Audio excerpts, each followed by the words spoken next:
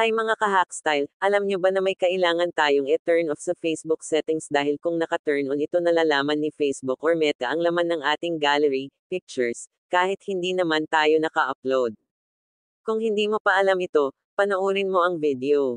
Una nating gagawin ay i-open natin ang ating Facebook app at pindutin ang burger line sa taas na may picture. Pindutin ang settings and privacy. Pindutin ang settings. Then scroll up. Dito sa preferences pindutin ang camera roll sharing suggestions. Tapos ito dapat naka-turn off para hindi ma-access ni Facebook or Meta ang gallery natin. Ganon lang po kadali kaya gawin nyo na, share nyo rin sa iba para malaman nila. Kung nagustuhan mo ang videong ito pa-follow naman or subscribe kung sa YouTube mo ito napanood. Thank you. God bless.